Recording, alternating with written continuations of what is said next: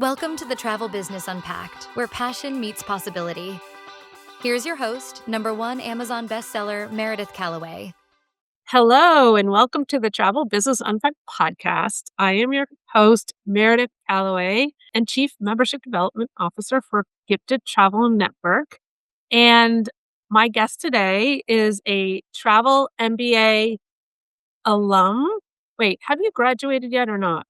Not quite. Not quite. On the verge of, so she's still in the program. She's at the very end of her Travel MBA program. Margaret Critz with For the Good Times Travel. Welcome to the podcast, Margaret. It's great to be here. It is great to have you. Margaret is from the April 25 cohort, which was an awesome cohort. Yeah. Very, very dynamic people in that cohort. And Margaret came to the program very, very clear on what she wanted to specialize in.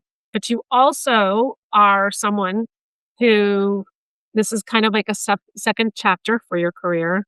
And you were climbing the corporate ladder, as you say on your website, for many years in a completely different industry. So why don't you talk first about that transition and how you got the courage to take this leap of faith? What did you need to understand and clarify to take this leap of faith? Well, I spent 25 or so years working in IT for insurance companies, so it was very, very different. And that was a career I sort of fell into after I took a shot at a film career early in my life because creativity is a big part of who I am, storytelling. And that's where I feel most at home. And then I ended up in insurance, which is great, but it's very structured. Yeah. So I had done that for years. I had done well, project management, product management, that sort of thing. And I honestly, though, was just really not feeling like I was getting much fulfillment. I didn't feel like I was really giving back in any way. And so I had been thinking about it a lot and whether or not I wanted to try something different, but I didn't know what that was. But I did want to go in a creative direction. And then I'll tell you this, I'm part of kind of what I do and who I am is that I like to be really authentic and share personal things. So not too personal, but well, it's pretty personal. My brother-in-law, who was effectively like my brother, was diagnosed with cancer about 3 years ago and decided to approach that as a life is short. I'm going to do what I can. I'm going to travel when I can. I'm going to do everything I can. And that really gave me the courage to say, you know what, I'm leaving this job. And so I did. And I went to Ireland, where I love Ireland. And I went to Ireland. And I thought, well, golly, now what am I going to do? I didn't know what I was going to do. And all I could think about was how healing travel was and how much I loved travel. And then I thought, well, wait a minute. This is where your heart is. And there's a lot of storytelling that can be done in travel. Why don't you give this a shot? Yeah. And so I did some research on the industry and started kind of learning about the mechanics behind it. I had gotten an MBA a few years earlier, so I kind of knew business a little bit. And I just thought, you know what? It's now or never. I'm going to give it a shot. And so that's what I did. Love that. There's so many things that I love about that story. The first is that you very naturally, so I now have the book out, The 7-Figure Travel Entrepreneur. And in the book, I lay out a framework for like that journey from concept to building a 7-figure travel business. And the framework is the word escape because so many people fall into that accidental hobbyist trap. I mean, I'm talking 70 to 75% of the people who become a travel advisor fall into this accidental hobbyist trap or never make it past the break-even phase. So the S in the escape plan, second piece of the framework, stands for start with why. And that's what you did very naturally and authentically instinctively even, you were like, it's always amazed you how healing travel is, and wanting to transition to a new career where you could be facilitating that healing through travel. So you very naturally started with why. So you took that step without being told to. And it really is so often in life that we have those kind of life experiences that wake you up, right? Like your brother-in-law reminding you that life is short, like we're not guaranteed tomorrow.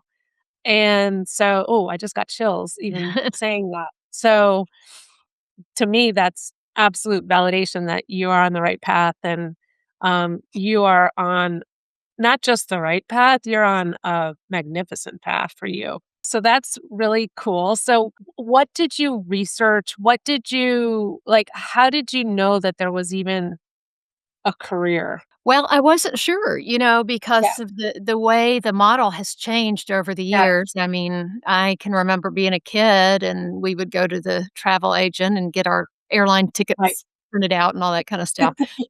So, my folks had used an advisor that they liked, so I knew there was some form of the business still out there going, because I knew that they had somebody. And I really looked into certifications, all that kind of stuff. I'm a big certification gal, and so that's where I started, and I was like, "Oh, wow, there aren't really a lot Mhm. of them, are there?" So, Oh, it was interesting to learn about how low the barrier to entry is, and I wanted education and I wanted knowledge, because to me that's what I'm looking for in someone who's gonna help me with this yeah, sort of stuff. And so I took some classes and some courses and I got a certification. And right. so that was kind of how I learned about it through that and webinars and just really research, research, research. Yeah, yeah. Was there a certain income potential that you needed this profession to be able to not necessarily promise? Or were you kind of at the place where if I make money, great, but really what I want to do is be of service to people? I kind of went between the two, honestly. I knew I needed to be able to support myself, and I knew I needed to be able to support traveling a lot because that's Yeah, kind of my point of view is that I'm on the road a lot and I can try a lot of places. So, I wanted to give it a shot regardless, but I always had that kind of, it's gonna have to hit a certain threshold yeah, or it's just not doable and it won't be how I wanna do it. yeah, yeah. That's very, very common. So when began this journey, the same journey you're on.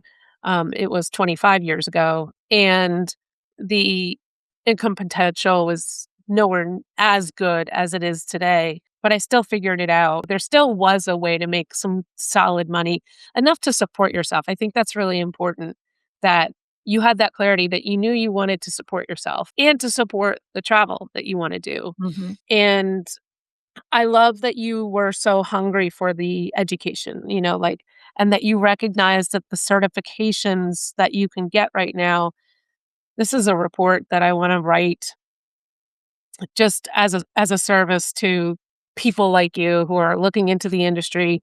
Yes, we have some certifications in the travel industry as for travel advisors, but I don't think people really comprehend the entrepreneurial rigor that is required to get to a seven-figure in sales business, which means six figures in earnings. So there is a massive difference, massive divide between becoming a travel advisor and building a seven-figure business. Oh, without question, and I will tell you, coming off the certification and whatnot, what I actually used to have a different host agency, and I never sold a thing. It Mhm. just wasn't the right fit. Yeah, And then I saw your webinar and you talked about the differences between, if you're mhm, gonna do it one way or if you're gonna try to build a seven-figure business, and that really resonated with me, and it's when I joined Gifted and kinda learned about actually focusing and building that business intentionally, it that made all the difference. So the fact that you have an MBA, you have an actual master's in business administration. I do. Yes. I am very curious about you. I mean, you already came with a higher level of education in business. Um, from your perspective, did the Travel MBA program give you the business guidance that you didn't actually have, even though you had an MBA? Right. Yeah, I understood things in concept, right? And so I thought that I could, I understand how to do this. I understand how Good point. businesses work. But Mm, one thing that stuck in my head a lot was that I'm responsible for all this. And so yeah, I have to do everything, which means I should know how to do everything. And that was a mhm, ridiculous expectation of myself. So right, what the MBA program showed me was that first and foremost, I didn't have to do it by myself, and I probably couldn't do it completely by myself. And then just kind of helping me organize how to build that business, what steps I needed to take. yeah, If I had learned about something in school and it was stuck in my head and it didn't even apply, then I yeah, was able to learn that it didn't even apply, and so I didn't need to yeah, worry about it. The concepts were familiar, but the actual putting it into practice is where the Travel MBA program really made a difference. yeah, yeah. I like to say, and I've only come to this like clarity recently, because I really, as someone who's trying to educate people on what our Travel MBA program is, I have to be fluent in explaining it in a way that lands quickly, right? Because it's so much.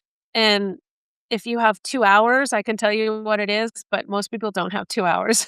Right. So, what I was able to do was figure out that there's four very critical components to that program. And just like you have four legs on a chair, if you take one of those legs away, the chair is very wobbly, it's not stable. And if you want to build a seven-figure travel business, you need a very solid foundation to build it on. So all four of those pillars are critical. And I think it's what makes our program different from any other training program in the travel industry. So the four components, just to help anyone listening, and you tell me if you would agree that these are like kind of the four components to the program. The first is an entrepreneurial business school. The Yes. second is a mentored mastermind, because you start in a cohort and you do the whole year with that same cohort of people who started with you. You have access to mentors, mentored coaching calls. Then the third component is a luxury travel advisor training program, because there is a difference between mass market travel, selling mass market travel and selling luxury travel. And I think something that you are bringing to the table that gives you a leg up on selling luxury travel is your ability and gift for storytelling, because that's how you build relationships. That's how you market, but that's also how you build long-term relationships with the kind of clients that you want to attract, luxury clients. And then understanding how to create itineraries that tell a story, right? Mhm. And craft and design, and using that creative side to deliver on itinerary design, but also on a service, high touch level of service, um, that the luxury client is looking for. And you can't do that without the fourth component of the program, which is access to the right relationships. So we're also a Exactly. host, right? Yes. So Yes. if you had all three of those components without the hosting aspect, how do we teach you how to deliver on a level of luxury when we can't give you access to the luxury providers? Right, So exactly. Yeah. so all four of those components are really, really important, and there are other programs out there that do a really good job at one or two of those components, but I do think that our Travel MBA program is the only one that does, a really good job on all four of those things, which is why we see such success of our Travel MBA students, who do get to that, you know, the pinnacle, which is having a seven-figure travel business. But it's a business that you also have a life that you love. Like you're able to do it in a way that you develop a work-life balance that works for you. So one of the things that you said is you wanted the business to support your ability to travel. To talk to us about how much you travel, where you travel to, and why that was so important to you. Well, I mean, when I realized that my heart just is happy when I travel, and so I I actually have no idea what you're talking about. I'm sure you don't. But actually, when I decided to start this business, I actually gave up my home and became nomadic so I can Oh, travel as much as I want to. that is And so cool. yeah, it's a unique opportunity to be able to do that, Yeah. but it's just me, and I am able to spend time with family then when I need to. During my brother's illness and all that kind of stuff, I was able to spend more time there with him and that sort of thing. Mhm. So I didn't want to be tied down. So I purposely cut that line. And so that keeps me traveling. Yeah. Um, I spend a good part of as much of the year as I can in Ireland. I absolutely love Ireland and Northern Ireland and the UK and Scotland. I'm over there quite a bit. I was over there all last summer and just meeting people and talking with the people and building relationships over there. And, the Irish are natural storytellers. I mean, Mhm. they can Oh, tell a story. And so mhm. I think that's why I feel that connection with them. But, I go all kinds of I mean, things I have coming up. I'm going out to California. I'm going out to Arizona. I'm going to go over to Mexico. I'll be back in Ireland twice, I think, in the next. So I'll be spending most of April in Ireland. I'm taking a small group or hosting a small group. That's Um, amazing. We'll talk about that later, okay. but Okay. Yeah, and then I'm going back in August. So yeah, I just kinda go when it makes sense for me to go, and when it speaks to me because when something really speaks to me, that's something I can really share with my clients that this is why I think this is so special, and this is yeah. who I know now, and this is what I've done, and that sort of thing. So, were there any challenges in it's now not been a full year yet. Right. Were there any challenges? And if there were, how did you overcome them? Oh gosh, yes. I mean, anything new, it's gonna have learning curve, right? And you have your days where you think, "What have I done? Can I do this?" And those kind of become moments instead of days anymore. Uh, Amy, our mentor in the TBA or the MBA program, talked about that early on and stepping right past that threshold of fear, and that's something that I've really kept in mind every time some of that comes up, and, I'm like, "Just take the next step." And once you take the next step, the world changes again. Um, I have days where I'm not sure I have days where I'm like, this is where I was supposed to be, and oh, everything fits. And I have many more of those days than I do of other days. But it's stepping through that fear, really. I think usually for me, even depending on the situation, a lot of times it's fear based because you don't know.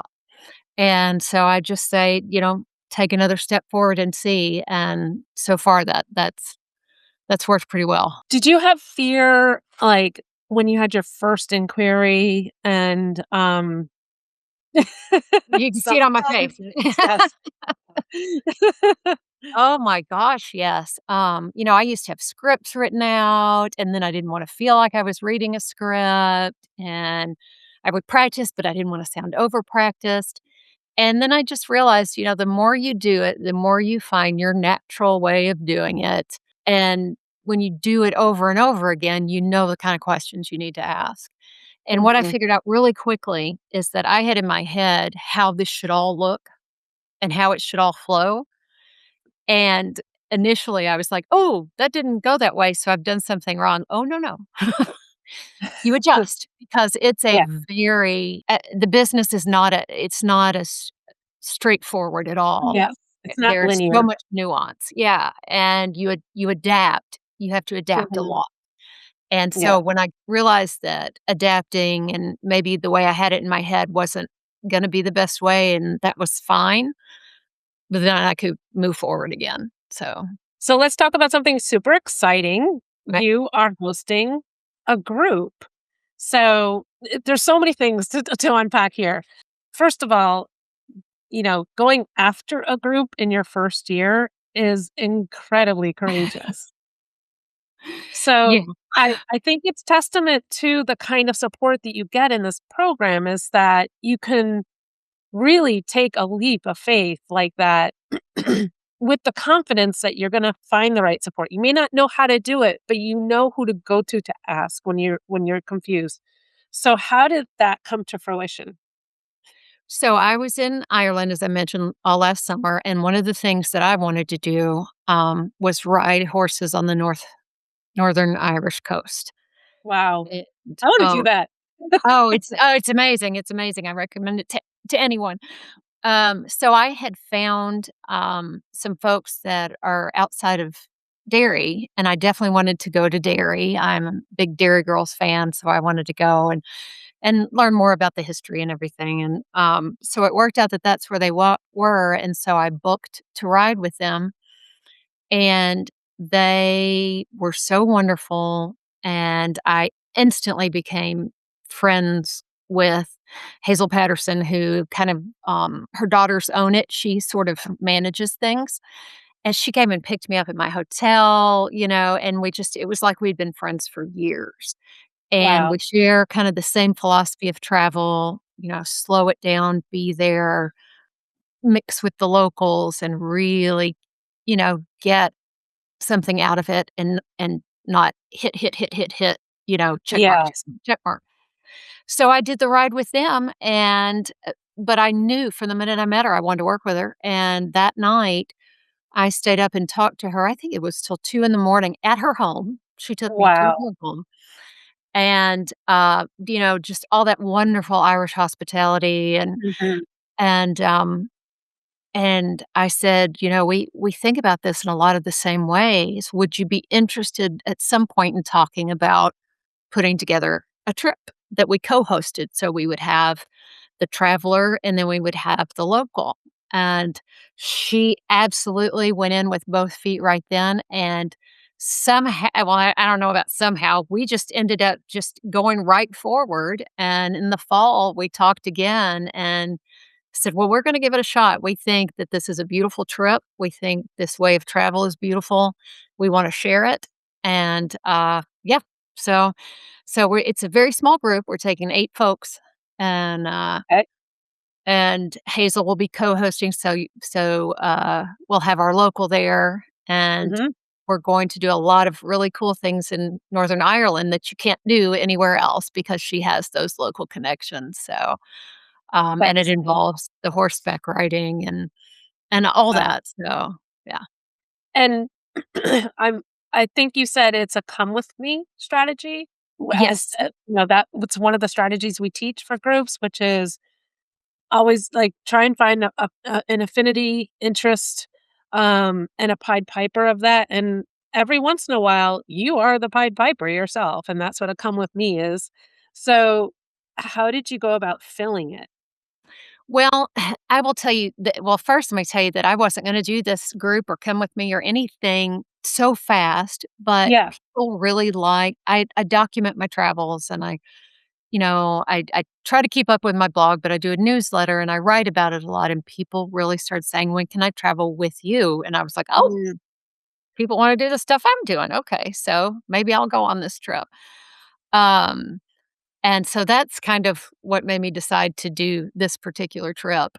And yeah. I put it out in my newsletter. I talked to some local contacts, um, talked to some folks that I knew were interested in equestrian Yep. traveling. And I also actually ended up doing a little social media advertising. I was very leery about that. I will tell you Okay. honestly, I was. And I waited till late to do it because I thought that would be throwing out kinda too much. Hmm. Um, but I was really specific on who I was looking for, and within 4 days, I had over 100 messages about that trip. What? Mhm.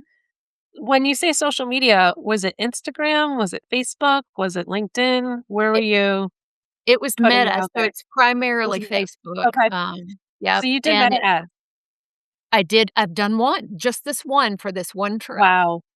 And Wow. and what I have discovered is that a lot of ladies out in California really wanna do this trip, and I wasn't getting in front of them Interesting. otherwise. So, Yeah, that's yeah, fascinating. it's When been it's been incredible. how did you know you said you were very specific about who. Mhm. How did you know? Because it's you? Basically. Kind of. Most of the time, Uh, especially when your ideal client is yourself. I could specify down that I knew I wanted people who traveled internationally frequently because this was a commitment Yeah, to going to Northern yeah. Ireland. And then I wanted to go ahead and narrow down to people who were interested in riding horses. Now we're doing a lot of things that aren't horseback riding because Yeah. we're calling this saddle up and slow down, and we're Oh trying my to god, I love that. That is so clever. Saddle up and slip down. I love it. So we're trying to combine. So like there's 3 really curated writing experiences across the course of a week. And then we do a whole lot of, we're going to design our own Irish bespoke hats that at this special place, and then everybody will Oh get my their own hat. And we're going to tour arboretum that other people can't tour. Just these little yeah, things. yeah, And so I tried to narrow it kind of on who I thought that kind of trip would appeal to. I will say generally it has been retirees okay, really love the idea of it because they like yeah, the idea of slow travel. yeah, And that had really not occurred to me with the horseback riding, but I mean, right, people ride horses into their 80s, they yeah, do. And they love stuff like this. And so, yeah, I've just gotten an incredible response. that's really cool, and you built your list too. Oh, So yes. so this could turn into an annual thing. Well, we have already talked about trying to put one together again in the fall. I already have a list of folks who wanna go in the fall, um, Wow, and then we wanna do it, if it goes the way we think it will, and we think it's gonna be spectacular, we wanna do it twice a year, offer that it is twice so a year. cool. Yeah. And think about what a ripple effect you're having on the lives of the people who are going, Yeah. right? Oh, yeah. They're gonna form friendships that never existed, that will last for the rest of their lives. I guarantee there are going to be friendships formed that will be, life-giving and lifelong. Memories they'll treasure forever, Yeah. something to look forward to. Maybe, the people that go are gonna, go again and again and again. It's just so cool. I love that you have already started to build the list. The question I had is a lot of solo travelers. There are some for sure, and I'm a frequent solo traveler, so I am very attuned to trying to make things as easy to travel solely as possible, Solo. Yeah. in terms of supplements and that sort of thing, try to make Yeah. those as easy as possible. I do see several I've had several inquire about it. Right now, Mhm. I'm booked double occupancy, but I have Okay. friends going, I have mother-daughters going, I have couples going, Okay. all kinds of things. Yeah. But as a solo traveler, I'm always happy to try to work something out with a solo traveler because I mean, that's just fun. I love to do that. So, Yeah. Yeah. I love that. So now that you're almost a year into your journey, mhm, um, one of the things, if you want to build a 7-figure travel business, number one, you need to establish the right foundation. So you got that part checked off. Another thing you need is some patience, but another thing you need is vision. So, what's your vision for your business? ugh. I think about that all the time, and then I say, "Back up, you're here, you're not way out there." But, I do have some sort of 3 and 5-year plans and all that kind of stuff. Um, Well, you need that because it pulls you forward, right? e exactly, exactly. Yeah, I would love to get to where I'm doing enough trips, and I don't necessarily mean going on them, but planning enough of them that I can bring somebody in to kind of work with me on some things. I have a very, very dear friend who's very well traveled, and he and I have talked about when he retires from his day job, if he might want to be a consultant with my Okay. business, and he's exactly the kind of person I would wanna work with. So, I wanna grow. I wanna do, um, more just that experiential travel, as much as I can. And, so that's kind of the vision, maybe one day it gets to where there are 2 of us who are building trips, and then, we have some admin stuff that we can have help with and whatnot. Yeah. But I'd also love to really be able to spend time writing about it Ooh, and, writing articles and that sort of thing, and now I do that because I love to do it, but a lot of times I gotta do other things first. I mean, it's just right. so. Yeah. Yeah. There's only so much time in the day, and there's a Yes. lot of hats to wear in that day. Yes. Yes. But A lot I'm of things. telling you, I am in this business all day, every day, and I love it. Yeah. I'm like, "Oh, I guess I'm working a lot of hours, but it doesn't feel like work because Ugh, it's things I love." So, that's why I wrote the book. Like, you just, I mean, that's exactly what I am.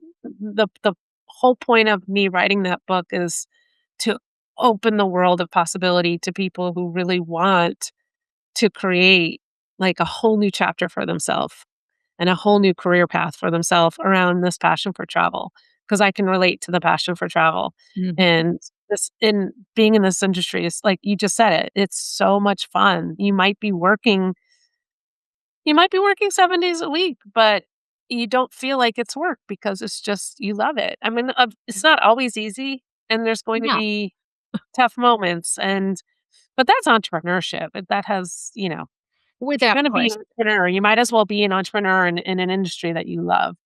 Exactly. Yeah. Exactly.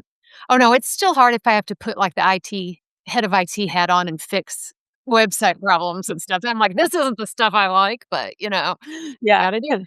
So, And at some point, you're gonna get to the phase in your business where it's time to hire help, and you'll eventually have a team, and like you said, get to the place where you you can host a couple of trips a year, you're writing a ton, you're, continuing to build the relationships with your best clients, and then you have a team who does everything else. If we could rewind, go back like 2 years ago, what would today, Margaret of February 2026, say to that Margaret? well, 2 years ago, I was already starting on this path, so if we wanna go back to before I made Yeah, that decision, okay, yeah, go back to before you did that. Yep. okay.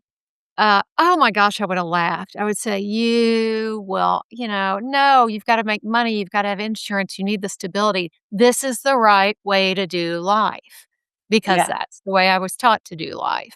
yeah, Well, it was a safer way to do life. yeah, right. Um, so, if it was me now, though, and I went back and I would say, "Oh, you're not gonna believe what you did Yeah. and what's happening now, and oh my gosh, it's better than you even imagined, and you imagined pretty good." So, Wow, that's amazing. I love that answer. yeah. I absolutely love that answer. Any advice for someone considering it right now? But, with that mindset of, uh, I can't help it, but I'm just clinging to that safety and security, the safety of Mhm. a paycheck, the security of having really good health insurance Yep. and paid time off. Right. Yep. And I mean, it's important to weigh all that, and it's important if Yes, you have dependents, if you have that sort of thing, right? that made that decision easier for me. It just did Mhm, because I didn't have to consider that. But I think you think it through and you think about that we have a finite amount of time here mhm, and what's gonna make you happy. Are you gonna be happy if you've worked all your life in a job that didn't do anything for you, but you felt relatively stable money-wise, but there wasn't a lot of joy? mhm. Or are you gonna be okay with giving up some of that for a lot more joy. I mean, that's kinda how it worked out for me. Yeah. Yeah. And this might be an unfair question for me to ask, but I think it's important, like, just to have an honest conversation about this because there are so many low cost, like, truly no barriers to entry ways to become a travel advisor. Yeah. Had you not invested in the Travel MBA program, where do you think you would be? Well, I can tell you where I was because I did Yeah. start somewhere else, and I had some systems set up. I had no support. I had no mentors. I had no cohort. I didn't know anybody in the business. I couldn't tell you the name of one person from my old host agency. And I never sold anything because I didn't Right. really understand how it all worked. Yeah. And the minute I got that cohort, I was like, "That's it. Okay, this Yep. is totally different than what I've been doing." Yeah. So, Right. That's awesome. That is awesome. So, it's time for my favorite question of the podcast. And so in your limited time in the industry, but you were a travel advisor before you joined the Travel MBA program, so you have more than 10 months under your belt. But mhm. can you tell us about um, a time, an experience that you've had where you have been like, "Oh my gosh, pinch me! I can't believe I got to do this for a living." Oh, yeah. I've had a bunch of those, honestly, I really have. Yeah. But my favorite one is what I call my red coat moment, and I think you and I may have talked about this before. When I was over in London in the fall, I did a photo shoot for the brand, my brand, and I had my grandmother's, red Burberry vintage trench coat, Oh, and and my grandparents are who, really got me into travel, that they started us all traveling when we were very young, and my business is actually named after their song, which was "For the Good Times," and oh, so I put that trench on, and I was standing in Covent Garden in an early morning in November with this photographer, and people were kind of stopping because they looked like I might be somebody, and I got to, that's so yeah, walk the cobblestones, and I had so much confidence in that coat, and yeah, it was just like, "This is exactly where I'm meant to be," and I finally understood the whole, be the main character of your own life feeling. yeah, I felt yeah,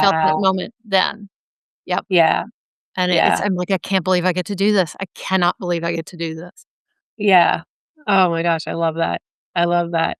You gotta put that picture on your website. I'm looking on your website right now and I don't see it, so Oh, I put it on social media a lot, but you know what? mm, I actually don't. You've got the Edinburgh pictures in the other yes. trench coat. This Yes. is also a trench coat, but it's not a red one, and it's not Covent Garden here in Yes, Scotland. that is true. That is true. I do need to update that. Yeah, that was a moment where really I think a lot of things clicked and changed for me. I like to say that's when my business grew a spine, and I don't know if that's the confidence I love behind or it. what, but I do have one final, very logistical type of question okay. because I think it's important to point out, but you did a portion of your Travel MBA program while living in Ireland, correct? Like living Yes. overseas. You're not based in the United States the entire time you were in the program.